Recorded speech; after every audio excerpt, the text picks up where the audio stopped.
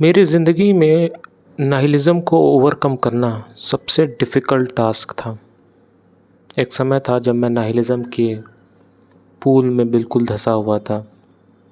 मुझे कोई रास्ता नहीं दिख रहा था कि मैं क्या करूं, कहाँ जाऊं, कैसे करूं। और नाहिलिज़्म ऐसा है ना कि एक बार आप इसमें चले गए तो फिर ये आपको दलदल की तरह नीचे खींचता जाएगा, खींचता जाएगा। और मेरे साथ यही हो रहा था। नाहिलिज़्म का दलदल मुझे खींचता जा रहा था। कैसे नाहिलिज़्म से मैं बाहर निकला ऑप्टिमिज़्म की तरफ, ये एक बात है जो कि मुझे बतानी है।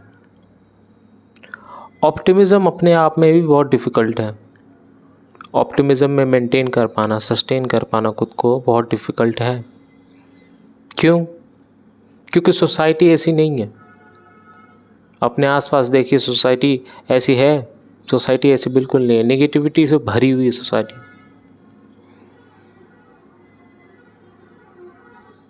ऐसे में आप ऑप्टिमिस्टिक रह कैसे सकते हैं?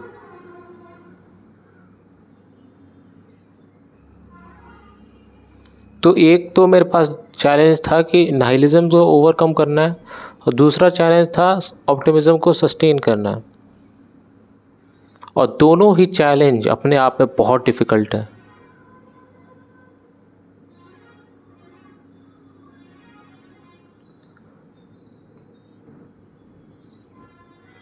दोनों डिमांड करते हैं equal time and effort. Overcoming nihilism and sustaining optimism. अब जिनको ये नहीं पता कि नाहिलिज़्म और ऑप्टिमिज़्म क्या होता है, शॉर्ट में अगर मैं बता दूं, नाहिलिज़्म मतलब बहुत ही नेगेटिविटी फिलॉसफी, ठीक है। लाइफ इज़ मीनिंगलेस, ये होता है नाहिलिज़्म का सार। ऑप्टिमिज़्म यानी कि लाइफ इज़ मीनिंगफुल। ऑप्टिमिज़्म मतलब ऊपर की तरफ बढ़ना, आगे की तरफ बढ़ना, ग्रोथ माइंडसेट होना, ये होता है ऑप्टिमिज़्म। पर नाहिलिज़्म ऐसा नहीं है।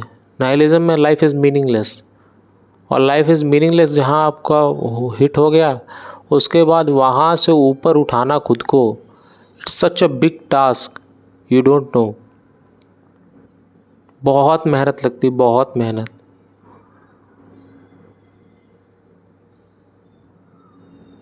और जैसे तैसे आप नाहिलिज़्म से निकल कर ऑप्टिमिज़्म तक आते हैं। सोसाइटी है, सोसाइटी आपको बार बार नेगेटिविटी में बांधती है, बार बार नेगेटिविटी में बांधती है, तरह तरह की चीज़ें बोलती रहती है। तो ऑप्टिमिज़्म अपना पाना अपने आप में भी डिफ़िकल्ट है।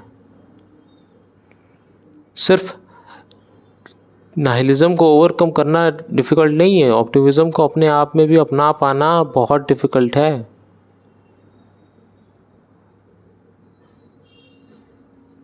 पर इसके बावजूद भी हम ऑप्टिमिज़्म को अपनाते हैं, हम ऑप्टिमिज़्म की तरफ बढ़ते हैं, ग्रोथ की तरफ बढ़ते हैं। मेरे लिए बहुत चैलेंजिंग था ओवरकम करना नाहिलिज़्म को, क्योंकि मैं बहुत ही डिप्रेसिव स्टेट में था।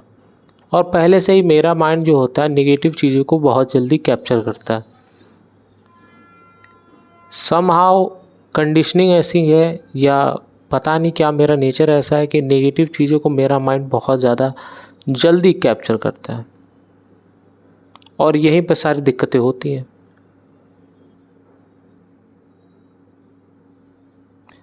नाहिलिज़्म अपने आप में नेगेटिव है। Life is meaningless. अब उस मीनिंगलेसनेस से मीनिंग कैसे आएगी? तो पहले तो मुझे खुद को कन्विंस करना पड़ा कि लाइफ मीनिंगफुल है।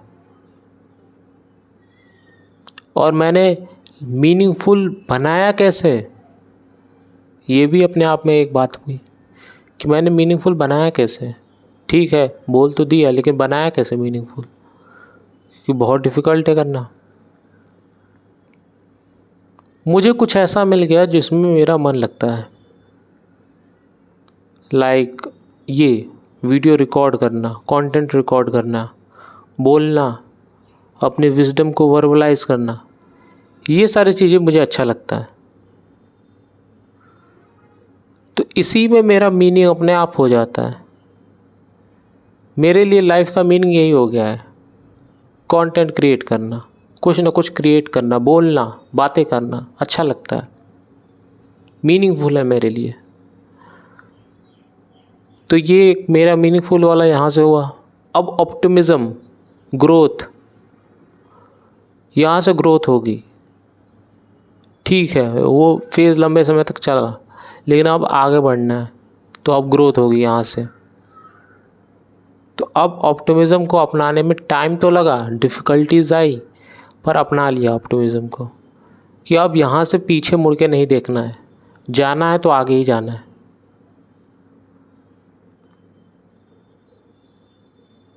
एंड ट्रस्ट मी, ये सब मैं ऐसे नहीं बोल रहा हूँ, बहुत ही सहने के बाद, बहुत ही एक्सपीरियंस के बाद ये सारी बातें मैं बोल रहा हूँ।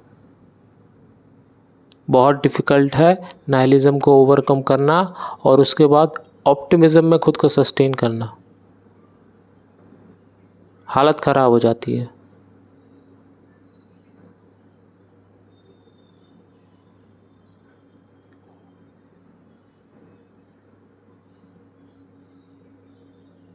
तो आई होप आपको इस वीडियो से कुछ लेसन्स मिले होंगे।